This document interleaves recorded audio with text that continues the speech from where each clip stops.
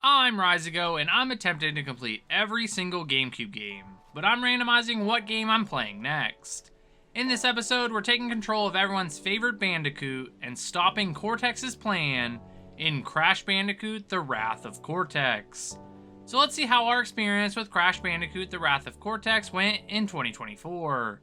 Crash Bandicoot, The Wrath of Cortex was released on September 17, 2002, and was developed by Traveler's Tales, but Eurocom developed the GameCube version, and it was published by Universal Interactive. Crash Bandicoot The Wrath of Cortex is a platformer that allows the player to control Crash and Coco Bandicoot as they gather 25 crystals. This was the 6th game in the series and the 4th mainstream one, and the first one to appear outside of a PlayStation console. We're going to go through the new game and complete the story to consider this one complete for the sake of the challenge. The game opens up with a very long cutscene of all the villains from the series sitting around a table.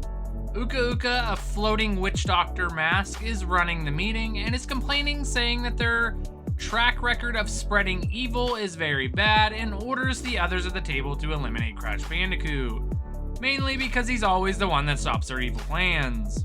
The villains at the table all brainstorm, and it pans around the table showing Dr. Neo Cortex, the main antagonist in the series, Dr. Engen, Cortex's main assistant, Dr. Nefarious, Tiny Tiger, and Dingodile, which is pretty cool because it's a hybrid of a dingo and a crocodile that also has a flamethrower. Anyways, it comes out that Cortex has been working on a super weapon with unbelievable strength, but reveals that he's missing a power source for it.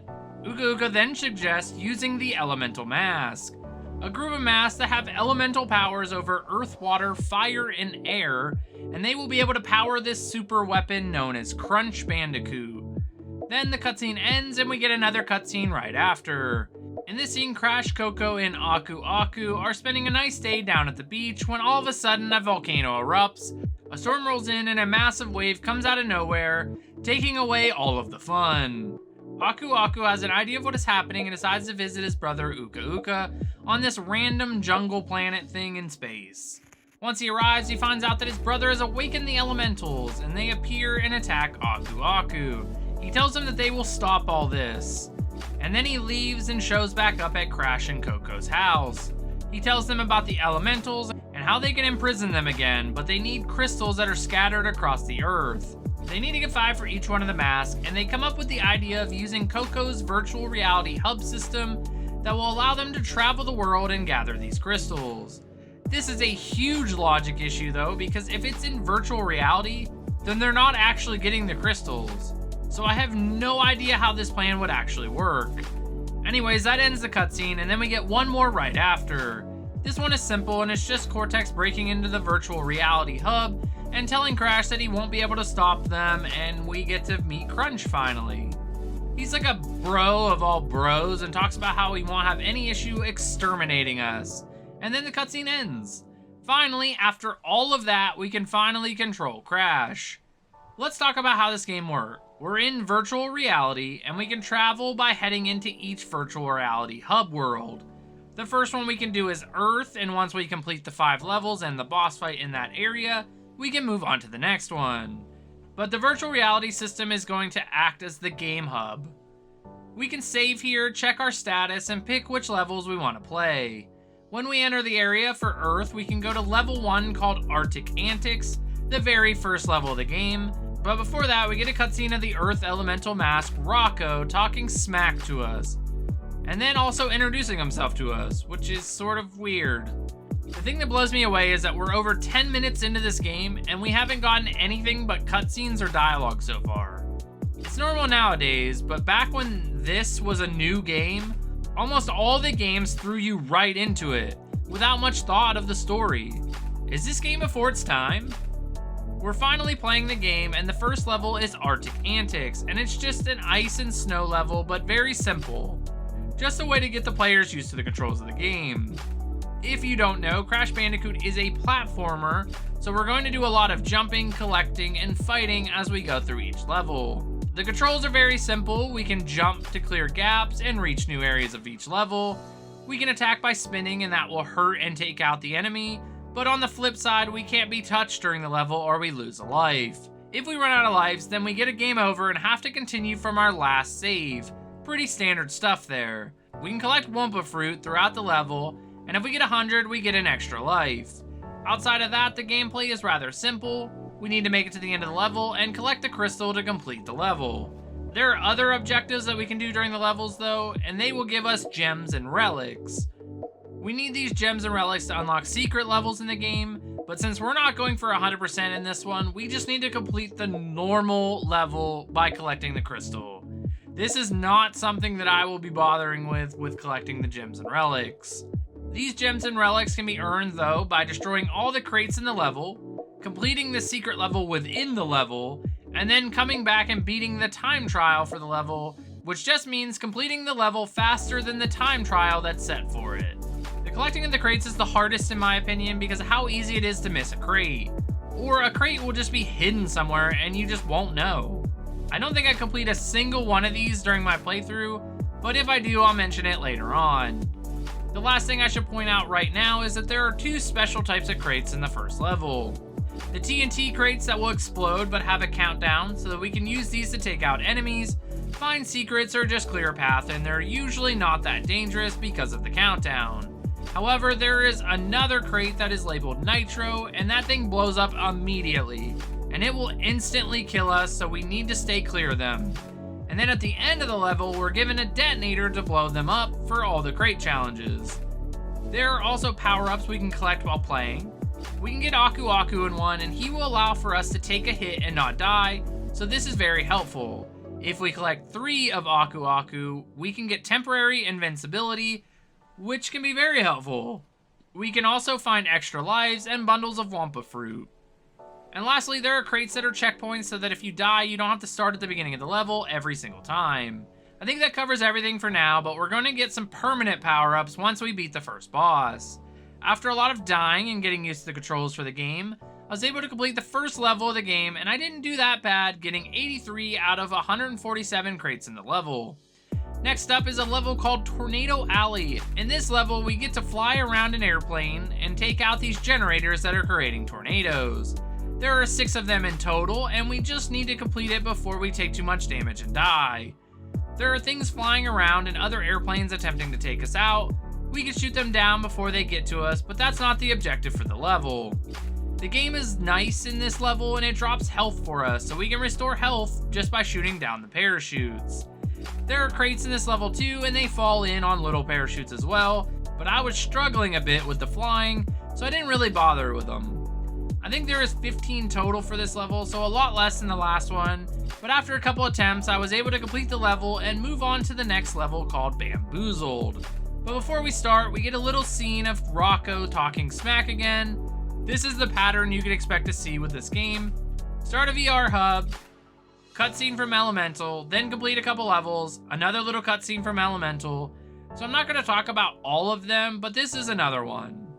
The next level takes place in the jungle, but instead of normal platforming and jumping around, we have to control Crash while he's in a ball, and they refer to this ball as the Atlas Spear. These levels remind me of Super Monkey Ball or something. Since we can't jump, we just have to use ramps and speed to get from one area to another. These levels also break the traditional run to the end and complete it.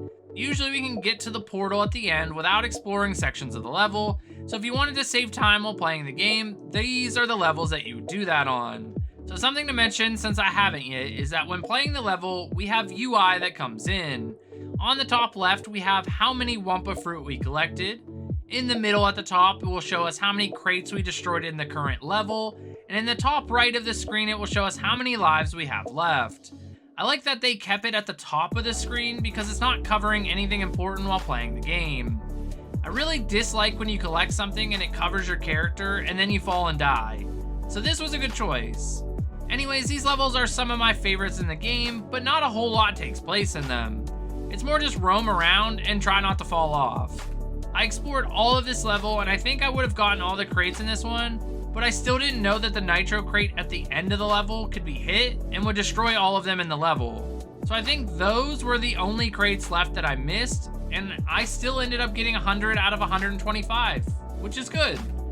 I didn't even die during this level and got a bunch of extra lives, which I will eventually need. Anyways, that completes the 3rd level, and we can move on to level 4. A level called Wizards and Lizards.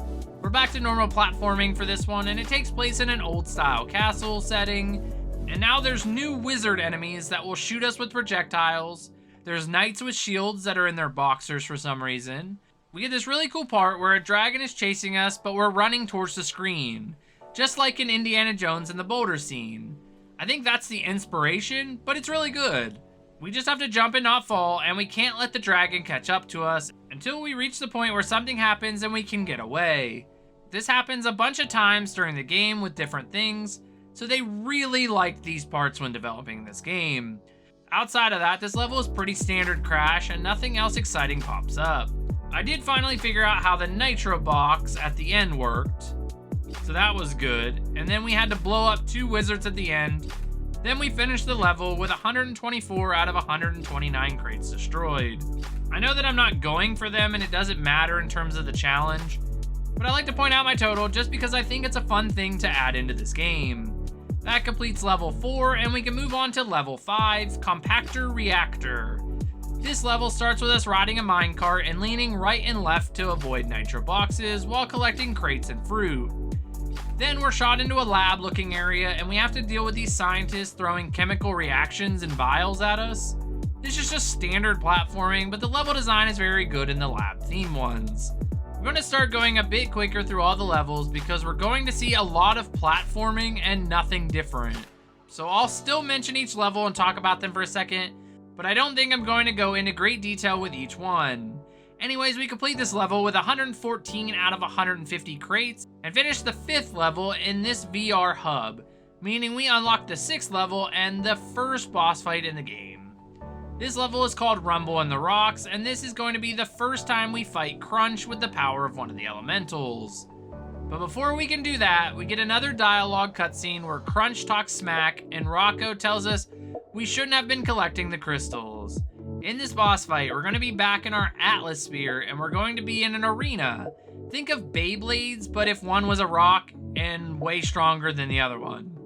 Anyways, we have to avoid Crunch as he attempts to bump into us to take our health down. We also need to have all the small rocks that are in the arena changed into the color blue by hitting into them. Seems much easier than it actually is though. Avoiding Crunch is annoying, and most of the time we're just too slow to really get a good hit on the rocks to change their color. This fight took me a couple attempts just to get to the next phase. But in this attempt we got both to change into blue, and then we land this asteroid raining attack on Crunch, taking down some of his health, and then we move into phase 2 where we have to get 3 rocks into our color. Also, if Crunch turns a rock orange, then we can't touch it until it goes back to normal, or it will do damage to us, so that's just another hazard for us to deal with. On phase 2, I think I got lucky because all the rocks ended up being in the same place at the same time, so it made that section pretty easy. Now on to phase 3, the final phase. This time we have 4 rocks to change to blue. The more rocks there are, it should make it easier because we can always hit one, but this also makes it easier for us to take damage. So this part was always stressful. Somehow I was able to complete the task with only 6% left of my health. One more hit from anything and I would have had to start this over. This does the final rock attack on Crunch and he disappears from the stage. Now we can roll over and pick up a permanent power-up. The Sneak Shoes. This will allow for us to walk onto nitro boxes without causing them to explode. So that could be very helpful. We teleport out of the arena and get another cutscene with Virtual Cortex. He tells us that we might have taken out Rocco, but the next 3 elemental masks are much stronger, and Wawa the water mask is going to make us pay. Then Crunch tells us he's going to rip us limb from limb, and now we can enter the Water VR Hub and unlock levels 6 through 10. Level 6 is called Jungle Rumble, but before we can play through it, we get to meet the water elemental mask Wawa. Wawa comes off as a military sergeant or something and tells us that we entered his domain without permission. Then we can enter the level. This level takes place in the jungle, but is pretty forgettable besides the part where we can drive the Jeep down a mountain while rhinos are chasing us down. We can hit ramps and have to avoid obstacles, so this part took me a few times to complete. Once you finish that chase scene that's broken up into 2 parts, It's the end of the level, and we completed this one, finishing the level with 94 out of 150 total crates. We missed a lot of them in that one. Level 7 is called Seashell Shenanigans, and this is our first underwater level of the game. We start this one off using deep sea diving gear, and just have to swim around. Sometimes it's just going to the right, but other sections have us going down, and then back to the left, and then back up, and then down again, just to get to new sections of the level.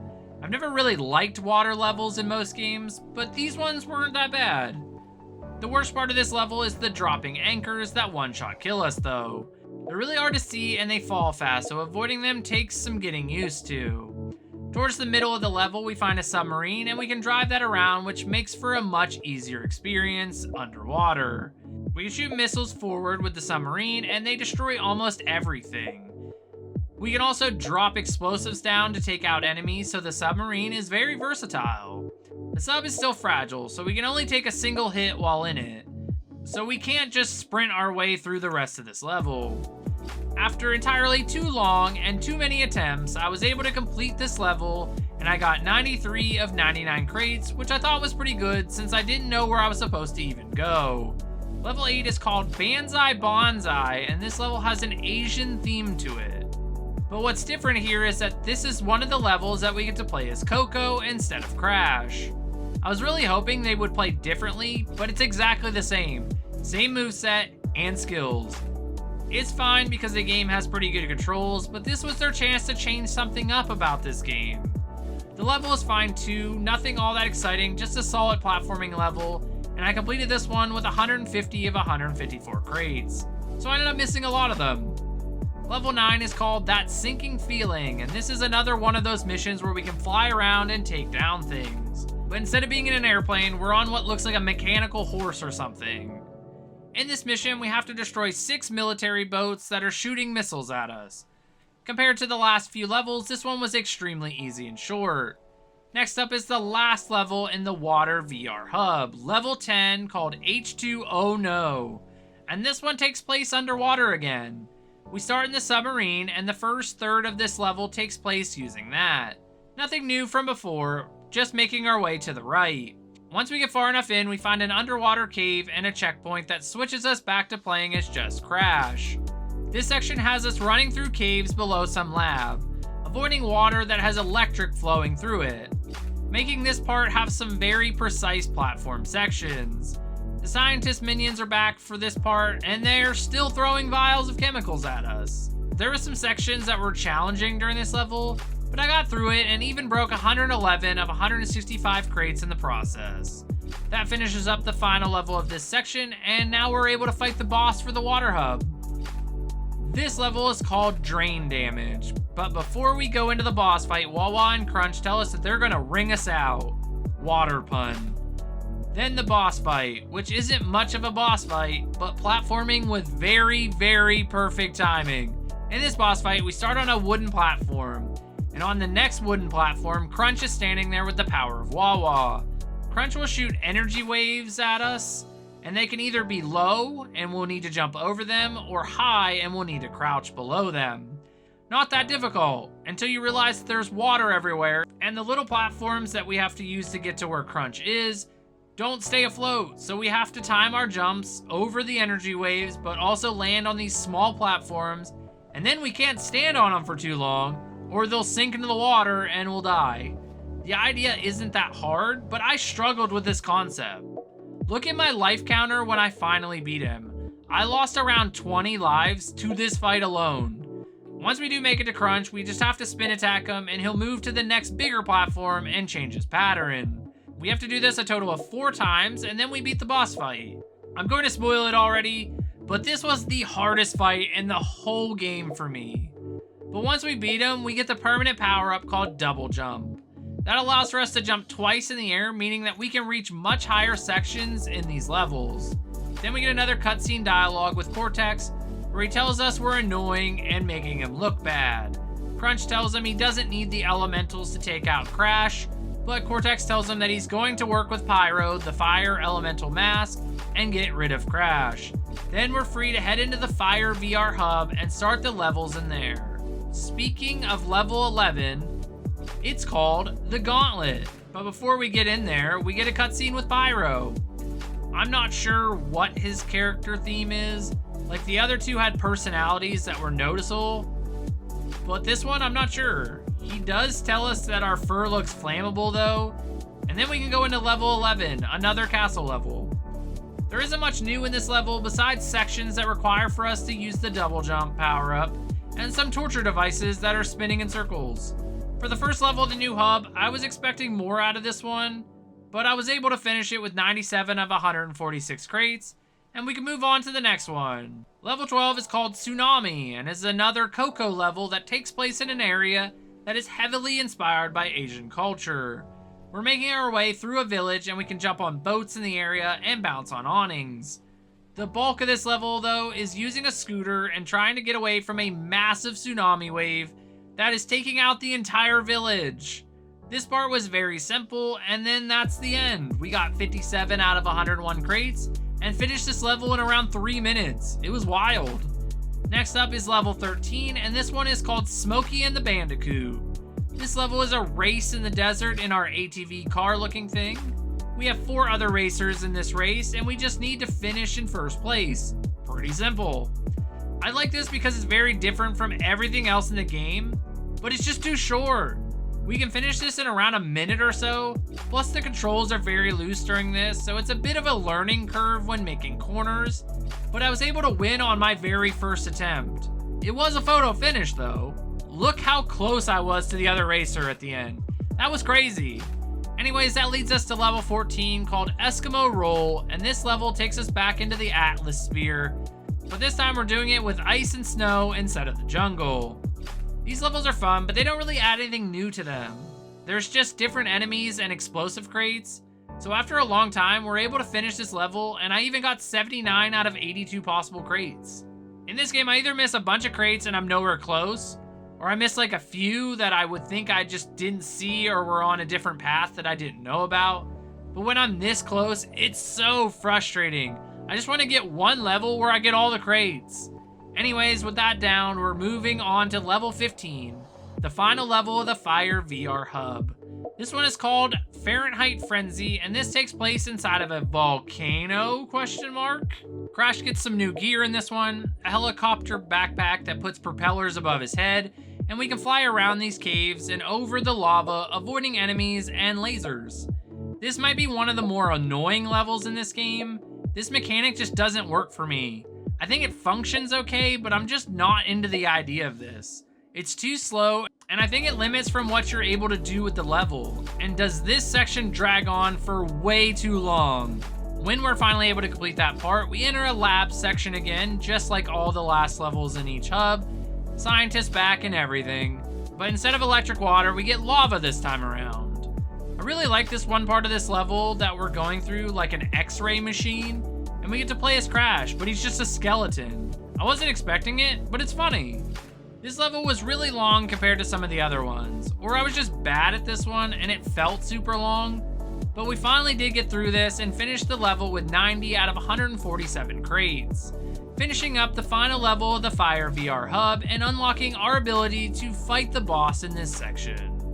The boss fight is called Crashes to Ashes, but before we get into it, we get another cutscene from Pyro and Crunch. They don't really say anything other than that they're gonna turn us into a pile of ash. This boss fight isn't that challenging once you figure out what you're supposed to do in it. Crunch is infused with fire and looks like a fire golem or something, and he chases us as we're moving towards the screen. We have to avoid all the boulders he's throwing at us and the fire that's being pushed right in front of him. Once we get so far down, we find a mech that we can get inside, and then we can chase him down and spray him with water. And that does damage to him. Then we do it again with a further run and more obstacles that we need to avoid. We have to move fast though, because if he makes it back to the beginning before we spray him, then we don't get to do any damage to him, and we have to redo that entire part. Like I said, once you figure out how it works, this boss fight is very simple. It took me a couple tries to not fall or get hit by something, but once I learned the patterns, it became extremely easy. The biggest thing to look out for when chasing him down is the lava bombs that he lays behind him. But once again, once you get a general idea of how it works, it's not that bad. We win this fight and we unlock a brand new permanent power-up called Death Tornado Spin, which gives us the ability to glide in the air and we can spin longer and faster when taking out enemies. Once the fight is over, we get another cutscene of Cortex. This cutscene is basically him and Uka Uka being worried about Crash still being alive and collecting all the crystals. Then we can unlock the Ice VR hub and get level 16 called Avalanche. Before we get into this level, we get to meet the last elemental mask, Lolo, who is a powder blue mask that is described as being a crazy joker. I didn't really notice this while playing the game though. This level takes place in a village with a bunch of snow, and we get to play as Coco again. Another just platforming level that doesn't really do anything new or special at this point in the game. The only cool thing about this level is racing to escape from a massive avalanche while riding a snowboard. It's not much different than the dragon or the tsunami, but it's always welcomed for me during this game to have sections like this one.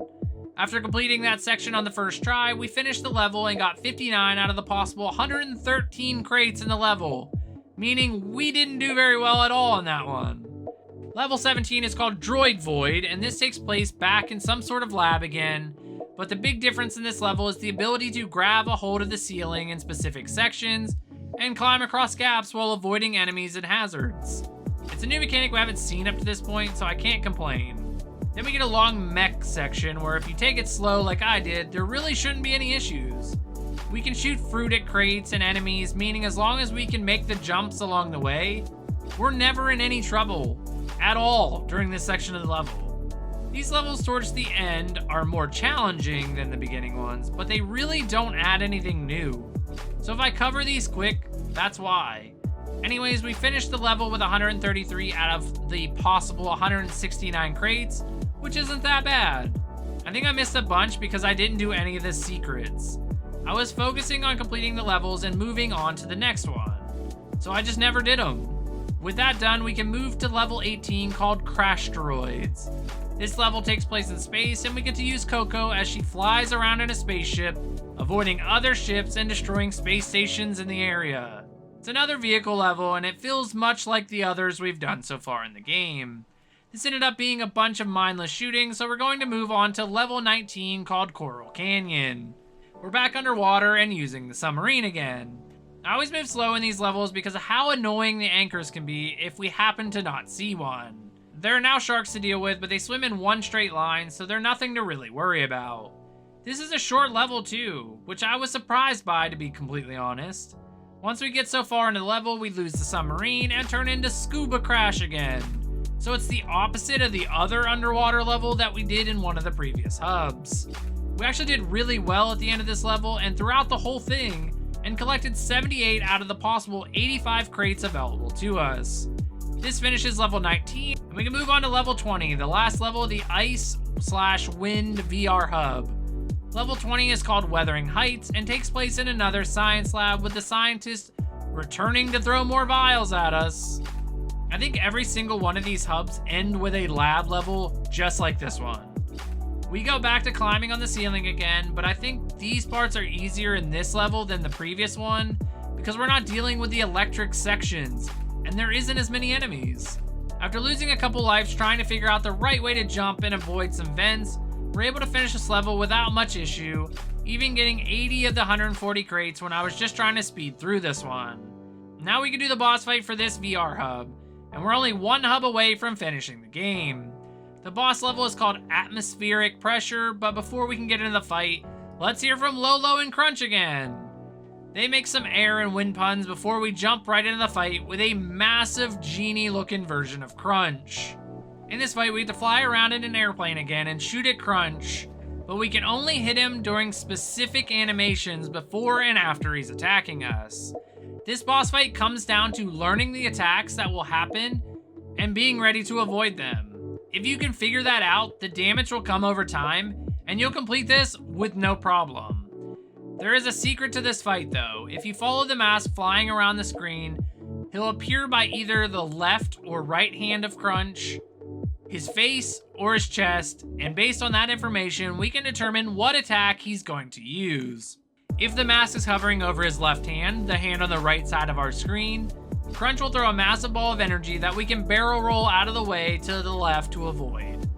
We can shoot his hand during the charge up of this attack and deal some damage. If the mask hovers over Crunch's face, then he will shoot out a bunch of smaller energy balls, and we can just avoid them by flying around. We can shoot him for most of this attack as long as you time it. If the mask covers over his right hand, the left side of the screen, he's going to shoot a laser beam out of his hand, and we have to fly around to avoid it as he's tracking us with it the whole time. This is probably the hardest one to deal with, but we can shoot him in the hand during the whole attack. And lastly, if it hovers around Crunch's chest, he shoots out waves of energy that come from the top of the screen. But if you watch the attack, we can tell where the opening will be and avoid it. We can also shoot him during this build up and do some damage. Like I said, once you learn what attack is coming, this fight is easy, just a bit on the long side. And for winning the fight, we unlock the Fruit Bazooka, which is a bazooka that we can shoot fruit with that does massive damage and is basically a cheat code for the rest of this game. When we return back to the VR hub, we can now access the final VR hub world.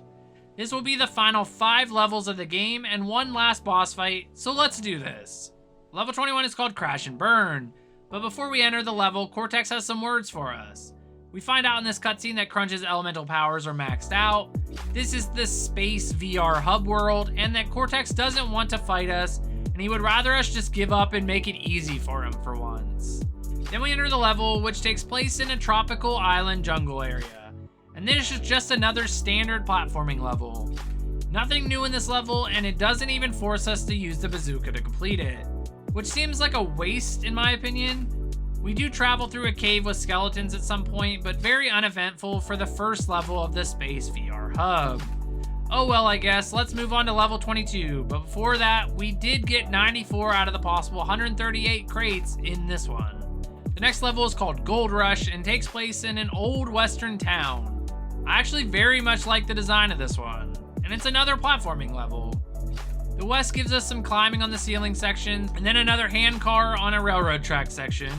This time we're going left to right, but there isn't any enemies, and instead we just collect a bunch of crates and get some fruit for extra lives. The climbing on the ceiling is made tough by scorpions, but it's my depth perception that really got me during this one. It's hard to tell when hanging on the ceiling how far away you are from the back in front of the screen, so I would hit scorpions when I thought I was clear of them. We also used our bazooka for the first time in this level. I just used it to destroy crates just to try it out, and it's very overpowered and can take down most things in one shot. Then after one of the longest levels in the game, we made it to the end and destroyed 163 out of a possible 209 crates. Next up is level 23, a level called Medieval Madness. And this is another Atmosphere level. This takes place in a castle setting. There's lava and more enemies, but overall it's the same as the other ones. So I won't bore you with too many details for this one. Just know we destroyed 89 of the possible 167 crates, and we completed the level. That's all that matters. Level 24 is called Crate Balls of Fire, which seems more fitting for the last level over this one. This one takes place in what looks like a spaceship or something, and we start the level by hopping up on the ceiling and climbing towards the screen. I struggled with this one for a few attempts until I got my bearings. Something about the climbing sections throw me off in this game. There are also little robots on the ceiling, and they can take you out with no problem. Once we get further into the level, we can hop into one of those yellow mechs, and that turns this level into a cakewalk. Moving slow and taking out all the enemies and crates makes this so easy. The only difficult part is the section where we're running towards the screen trying to escape from a giant ball of fire. It's pretty standard chase mechanics at this point, so it's not that bad. Just gotta look out so we don't miss our jumps and fall into the abyss. You have to do this 3 separate times in this level, each section getting harder, and then after that, the rest of the level is just platforming until we get to the end. We were able to destroy 71 out of the possible 110 crates in this level, and we can move into the last actual level of the game, level 25. This level is called Cortex Vortex, and this continues with more time in a spaceship. And this one has elements from the lab levels, because each hub world has to end with a lab level. There are fire lasers that move up and down in this level, so we have to make sure we time those jumps, and there will be a bunch of them throughout this one. There's even one right at the beginning. Also, this is the first level to force you into using the bazooka. There are scientists with shields, and they'll knock you off the level when jumping, so it's safe to just shoot them before making the jump towards them. So I guess it doesn't force you, but it makes things so much easier if you just use the bazooka. This level has some of the most precise platforming sections in the entire game, and I died a lot because I would just be off slightly when jumping, so I had to get good during this part of the game. The last thing that this game does that's cool is that it gives you 3 crates at the end with Aku Aku, and collecting all 3 of them will make us invincible, and we can just run through the next section with all the nitro boxes. It's actually a really fun way to end this one. I ended up doing amazing in this level and even destroyed 148 out of a possible 155 crates to finish the level. That means all we have left now is the final boss fight. This level is called Crunch Time, but before we get into the boss fight, let's hear what Cortex and Crunch have to say. Cortex sarcastically tells us how great we were for collecting all the crystals and beating the elemental mask. Then he tells us him and Crunch want to be the first to congratulate us for that feat by smashing us to a pulp. Then we enter the boss fight. This fight is actually not that bad considering it's the final one of the game. Cortex is standing in the middle of the area at a control station, and we're below him in an area with graded floors. Crunch is in the background and there are 4 buttons on the ground. He'll jump on one of the buttons and it will cause something to happen in the graded section, which we'll need to avoid. This can be boulders coming down on us like the meteor shower, ice balls bouncing around the arena, one of the sections of the grates catching on fire after it steams up, or electric beams shooting from the back to the front of the area, so we have to avoid all of this. The only one we can afford to get hit by are the ice rocks because they just freeze us instead of killing us, which can cause us to die, but at least we get a chance with that one. Once Crunch hits a button, he'll have a chance of getting tired and crouching over. When he crouches over, this is our opportunity to shoot him with the bazooka. And then he'll freak out and knock Cortex down into the area with us. Then we need to spin attack him, and that will do some damage to him. Uka Uka will pick him up and place him back up top, and you repeat the cycle, each time getting harder and harder, and Crunch will hit multiple buttons, so we'll have all the elements attempting to take us out.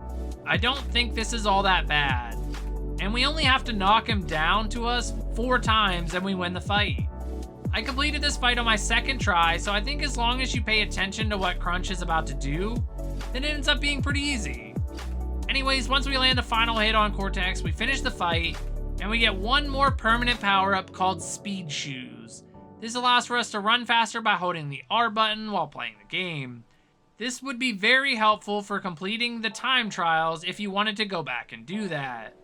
We get one last cutscene where Cortex is complaining about not being able to win ever, and then Uka Uka tells him that since Crash didn't collect the gems, they should go gather them and resurrect the elemental mask one more time to finally take out Crash once and for all. Then the credits roll. If you went back and got all the gems and relics, you could face them again and get the secret ending for the game.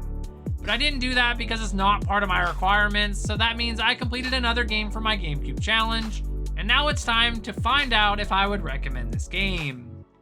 So would I recommend this one? I think I would recommend this one. A lot of people talk about how bad this Crash game is, but I think overall, it's really not that bad.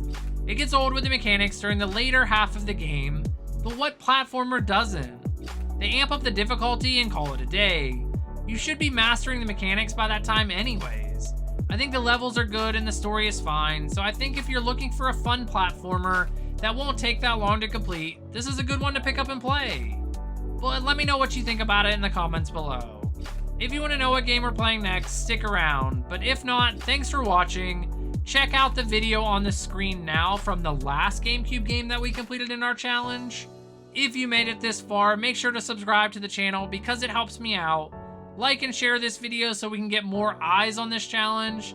And as always, we'll see you in the next one. We have our GameCube game list up.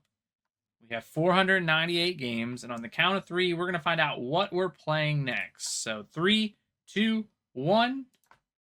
178, which we're very close to. It is Hunter the Reckoning, which I've actually played this game. Which is a cool one, actually. I really like this one.